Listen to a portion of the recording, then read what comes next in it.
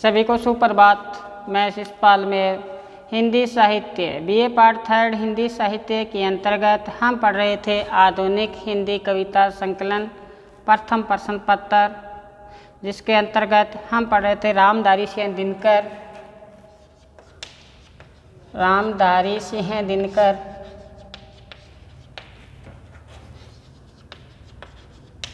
रश्मि रथी, कृष्ण चेतावनी,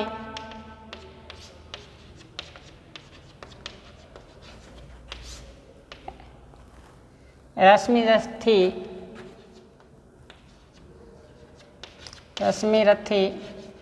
तृतीय सर्ग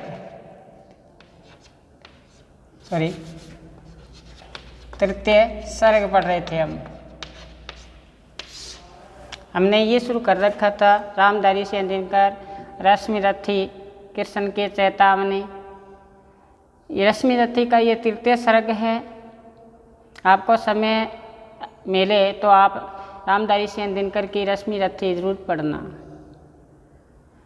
तो इसमें हमारे जो पाठ्यक्रम में है उसमें बताया था कि कृष्ण की चेतावनी श्री कृष्ण जी जब दुर्योधन को समझाने के लिए हस्तिनापुर जाते हैं, जब पांडवों का अज्ञातवास समाप्त हो जाता है, वनवास की अवधि पूर्ण हो जाने के बाद में हस्तिनापुर जाते हैं, कहते हैं कि अब आप हस्तिनापुर का जो भाग इनको पांडवों के पक्ष में आता है उनको दीजिए। तो इस बात से इनकार कर देते हैं दुर्योधन और उल्टे श्री कृष्ण जी को बांधने की चेष्टा करते हैं। श्री कृष्ण जी अपना विराट रूप प्रदर्शित करते हैं, दिखाते हैं, तब बताते हैं कि समझाते हैं श्री कृष्ण जी दुर्योधन को। उसके बारे में हम चर्चा कर रहे थे। बताया था कि वर्षों तक वन में घूम घूम कर बाधा विघ्नों को चूम चूम कर सह धूप धाम पानी पत्थर पांडव आए कुछ निखर, सौभाग्य ने सब दिन सोता है देखिए आगे क्या होता है। पांडवों का जो वनों में घूम घूम कर कहते हैं कि इन्होंने जो भी जीवन में बाधाएं आई उन बाधाओं को स्वीकार करते हुए गर्मी सर्दी सहन करते हुए पांडवों में निखार आ चुका था। और रामधारी सिंह दिनकर के माध्यम से बताते हैं कि पांडवों का इस प्रकार से निखार आया कि जो भाग्य है वो सौभाग्य है वो सब दिन नहीं सोता है, एक दिन भाग्य का उदय भी होता है। और बताते हैं आगे क्या होता है। मैत्री की राह बताने को दुर्योधन, सबको सुमार्ग लाने को, दुर्योधन को समझाने को, भीषण विध्वंस बचाने को भगवान हस्तिनापुर आए, पांडवों का संदेशा लाए। मैत्री की राह बताने को आपस में भाईचारा बंधुत्व की भावना बनाए रखने के लिए श्री कृष्ण जी सभी को अच्छे मार्ग पर लाने के लिए दुर्योधन को इस बात से समझाने के लिए हस्तिनापुर गए हैं। और संदेश किनके लेके गए हैं? पांडवों का पांडवों का संदेश लेके गए हैं। क्या बताते हैं श्री कृष्ण जी? कहते हैं कि दो न्याय अगर तो आधा दो। न्याय की बात दुर्योधन को कहते हैं कि अगर देना है तो आधा दे दो, विभाजन कर दो आधा आधा हस्तिनापुर का। पर इसमें अगर आपको बाधा हो तो कहते हैं दे दो केवल 5 ग्राम, आप 5 ग्राम इनको दे दीजिए। रखो अपनी धरती तमाम, अपनी धरती है अपना हस्तिनापुर है, उनको आप अपने पास रखो, हम वहीं खुशी से खाएंगे, परिजन पर असी नहीं उठाएंगे। दुर्योधन को कहते हैं श्री कृष्ण जी कि पांडव वहाँ पर खुशी के साथ अपना पल व्यतीत करेंगे और किसी पर तलवार नहीं उठाएंगे, भाई भाई पर नहीं टूटेंगे, यानी कि तलवार असी नहीं उठाएंगे, तलवार नहीं उठाएंगे। आगे देखो, दुर्योधन वह भी न दे सका, श्री कृष्ण जी ने समझाया वो बात इनकार कर दी। दुर्योधन ने कहते हैं वो भी दे न सका, आशी समाज की ले न सका, समाज की जो आशीष है वो भी स्वीकार ले नहीं, उल्टे हरि को बांधने चला, जो असाध्य था उसे साधने चला। असाध्य कार्य को भी करने की चेष्टा करने लगा है दुर्योधन। तो अब आगे क्या बताया है? जब नाश मनुष्य पर छाता है तो पहले विवेक मर जाता है, मनुष्य का पतन होता है, सबसे पहले उसकी बुद्धि मर जाती है। कहते हैं ना, विनाशे काले विपरीत बुद्धि। अब आगे बताया कि हरि ने भीषण हुंकार किया, अपना स्वरूप विस्तार किया। जैसे ही बांधने की चेष्टा की श्री कृष्ण जी को, तो श्री कृष्ण जी ने अपन ऐसा हुंकार, ऐसा नाद व्यक्त किया है, तो कहते हैं अपना स्वरूप विस्तार किया, अपने स्वरूप को विस्तार किया है, विराट रूप धारण कर लिया है श्री कृष्ण जी ने। जैसे ही विराट रूप धारण किया है तो क्या हुआ कि डगमग डगमग दिग्गज डोले, धरती के तमाम दिशाएं डगमग डगमग डोलने लगी। और कहते हैं भगवान कुपित होकर बोले, श्री कृष्ण जी को गुस्सा आ चुका है, अब वो क्रोध में आके बोले हैं, हाँ जंजीर बढ़ाकर साध मुझे, हाँ हाँ दुर्योधन बांध मुझे। कहते हैं तेरे पास जंजीर कितनी की बड़ी लाया है, उसको आप कहते हैं कि जंजीर बढ़ा आगे और मेरे को साधने का प्रयास कर। हाँ दुर्योधन बांध मुझे, अगर आप बांधने की क्षमता रखते हो तो मेरे को बांधो। आगे देखो क्या बताया कि देख गगन मुझ में ले है। कहते हैं देख ये शरीर है मेरा, इस शरीर में क्या है, ये गगन पूरा आसमान मेरे अंदर समाहित है। जो ब्रह्मांडे सोई पिंडे जो खोजे सो पावे, जो ब्रह्मांड है वो शरीर के अंदर है, जो खोजता है वो पाता है। तो श्री कृष्ण जी ने अपना विराट रूप धारण किया है, वो बताया है कि देख गगन मुझ में ले है, ये गगन है, आसमान है, ये मेरे अंदर समाहित है। यह देख मुझ में पवन ले है, श्वासों की जो आपकी डोर चलती है ये भी मेरे अंदर है। और फिर बताया कि मुझ में विलीन झंकार सकल, मुझ में ले संसार सकल, आंधी तूफान जो भी आते हैं ये मेरे अंदर सारे समाहित है, और सारा संसार ही मेरे अंदर समाहित है। अमरता फूलता है मुझ में, जीवन दान देने वाला मैं ही हूँ। और क्या बताया, संहार सोलता है मुझ में, जो नासमान है वो भी मेरे घट के भीतर है, इस शरीर के अंदर देखो आप। तो आगे क्या बताया कि उद्याचल मेरा दीप्ति भाल, उद्याचल पर्वत है, ये तो मेरा मस्तिष्क की शोभा है। और कहते हैं भूमंडल वक्षस्थल विशाल, भूमंडल दिखाई देते हैं, ये तो मेरी छाती है। बूर परिंदी बुंद को भेरे, कहते हैं ये जो पर्वत है ये तो मेरी बाजुएं हैं। मेनाक मेरुपग है मेरे, मेनाक पर्वत है, ये मेरे पैर है। आए हैं दीपते जो ग्रह नक्षत्र निकर सब मेरे मुख के अंदर, जो आपको दिखाई देते हैं, तारे नक्षत्र दिखाई देते हैं, जो कांति में है, जिसमें आभा है, जिसमें चमक है, ये मेरे अंदर है। निकर यानी कि सभी समूह है मेरे घट के अंदर, यानी मेरे शरीर में व्याप्त है।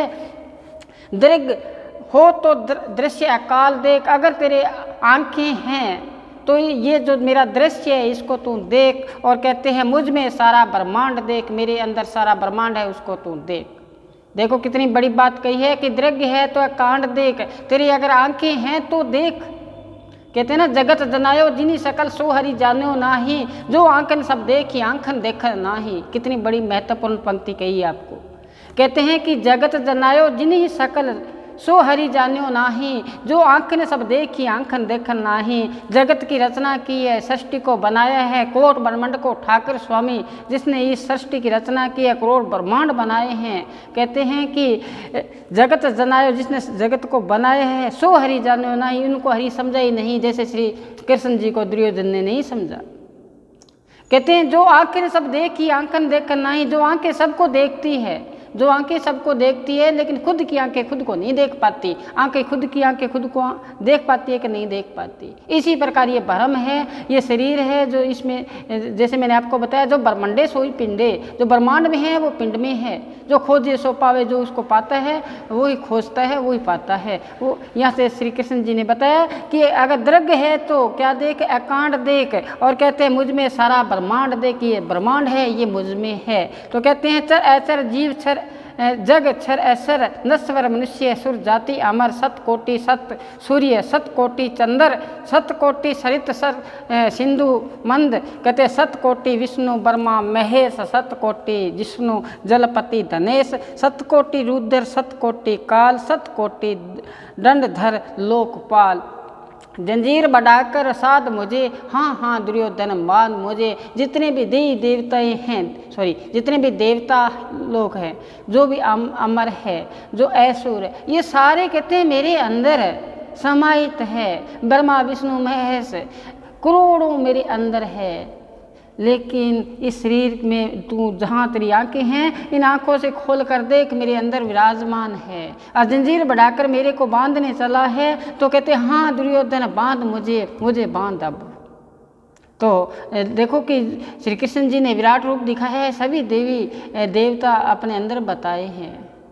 कहते हैं नाम जपत कोटि सूर्य उजियारा, निकसे भरम सब अंधियारा। कहते हैं अगर ईश्वर का नाम अंदर आ जाए तो करोड़ सूर्य की रोशनी अंदर आ जाती है।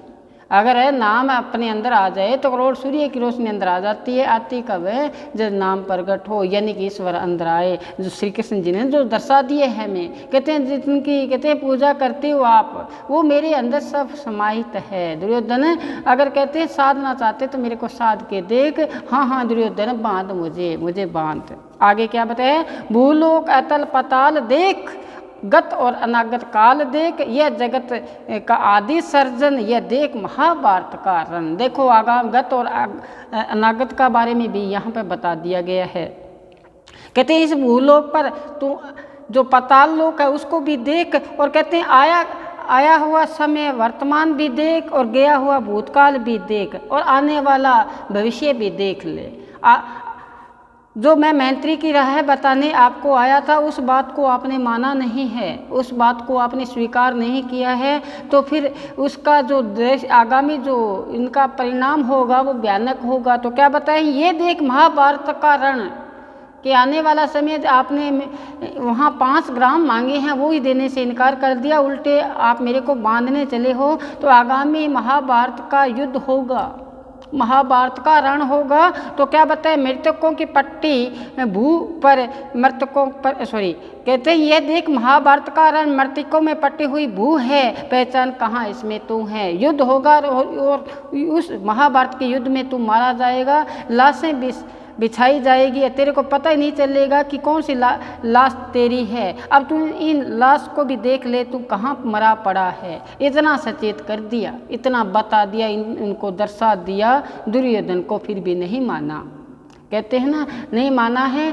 और मन जाने सब बात जानती अवगुण करे, ये बात जानता हुए भी अज्ञान बन गया दुर्योधन। आगे देखो, अंबर में कुंतल जाल देख, पद के नीचे पाताल देख, मुट्ठी में तीनों काल देख, मेरा स्वरूप विकराल देख, सब जन्म मुझ में पाते हैं और फिर लौट मुझ में आते हैं। कहते हैं कि अंबर है ये तो मेरे केस बाल है, पद के नीचे मेरा पैर है, उसके नीचे पाताल लोक है, मुट्ठी में मेरे तीनों काल है, वर्तमान भूतकाल भविष्य काल तीनों काल है। कहते हैं मेरा जो स्वरूप है इसको तू विकराल रूप को देख। कहते हैं सारे जो जन्म मरण का चक्कर है मुझ में भी आते हैं और मुझ में लौट वापस जाते हैं। मनुष्य जैसे जीवन अवधि पूर्ण की वो मेरे पास आते हैं और फिर यहाँ से वापस लौट जाते हैं। आगे क्या बताया? जीव्या से करती ज्वाल सघन में, देखो कि मेरा जो रूप देख, जो मुख से निकली हुई जीव्या है इसमें अग्नि प्रवाहित है, श्वासों में पाता जन्म पवन, मेरी श्वासें चलती है, इससे तो हवा का पवन का जन्म हुआ है। पड़ जाती मेरी दृष्टि जिधर, हंस पड़ती है षष्ठी उधर, जहाँ भी मैं देखता हूँ वहाँ पर प्रसन्नता की लहर चल पड़ती है। अगर मैं आंखें मूंद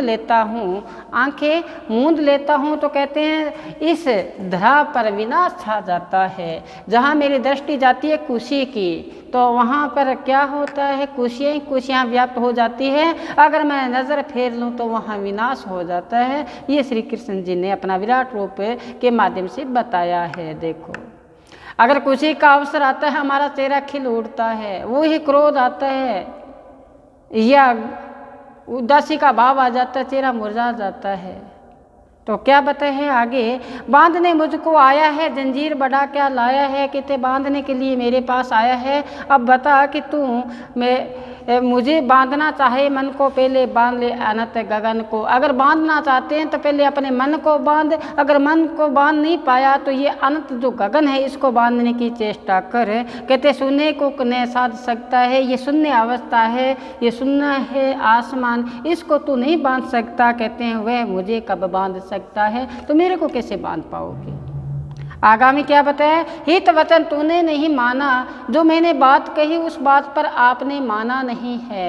इनकार कर दिया, मैत्री का मूल्य नहीं पहचाना। मित्रता की राह बताने के लिए मैं आपके पास आया था, वो मित्रता की बात को आपने नहीं माना है। तो कहते हैं लो मैं अभी जाता हूँ, अब मैं आप यहाँ से जा रहा हूँ, अंतिम संकल्प सुनाता हूँ, अंतिम चेतावनी आपको दे के जा रहा हूँ। क्या कहते हैं, याचना नहीं अब रण होगा। मैं आपके भिखारी बन के, यानी कि याचना करने के लिए आपके पास आया था, मैत्री की राह बताने के लिए आया था, लेकिन अब यात्रा नहीं रण होगा, अब तो घमासान युद्ध होगा। जीवन जे या मरण होगा, जीवन मिलेगा या मरण मिलेगा। तो कहते हैं टकराएंगे नक्षत्र नीकर, बरसेगी भू पर अग्नि परखर। कहते हैं आसमान में जो ये पिंड है ये आपस में टकराएंगे, जिससे भू पर अग्नि बरसेगी। और कहते हैं फन शेष नाग का डोलेगा, जो धरा टिकी हुई है शेष नाग के फन पर वो डोलनी शुरू हो जाएगी, विकराल मुँह खोलेगा दुर्योधन। रण ऐसा होगा, ऐसा रण होगा दुर्योधन, कहते हैं फिर कभी न ऐसा होगा। जो अब ऐसा हुआ है ऐसा कभी नहीं होगा। तो अगर मान लेते तो ऐसी स्थिति नहीं आती। दुर्योधन ने श्री कृष्ण जी ने दुर्योधन को बता दिया कि देख ये जो महाभारत का युद्ध होगा, आगत तो गत और अनागत देख, ये महाभारत का रण देख, और ये भी बता दिया कि कहाँ तू पड़ा है ये भी देख ले। इस प्रकार से बताते हुए फिर बताया दुर्योधन रण ऐसा होगा, रण कैसा होगा, ऐसा होगा फिर कभी न जैसा होगा, ऐसा बाद में भी कभी नहीं होगा। तो क्या बताया, भाई भाई पर टूटेंगे और विष बाण बूंद से छूटेंगे, भाई भाई पर टकराएंगे और कहते हैं विष के बाण फूटेंगे, ये जहर रूपी बाण ऐसा चलेगा कि भाई भाई को मार डालेगा।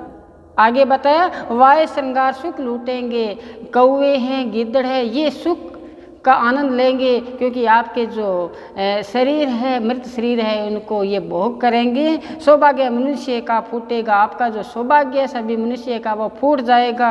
आखिर तू भूसाई होगा, इस धरा पर तू भी इस क्या हो जाएगा, तो अंतिम सांस लेगा। और सारे जो ये महाभारत का युद्ध हुआ इसके लिए जिम्मेवार भी तू ही होगा, इसके लिए जिम्मेवार कौन होगा, तू ही होगा।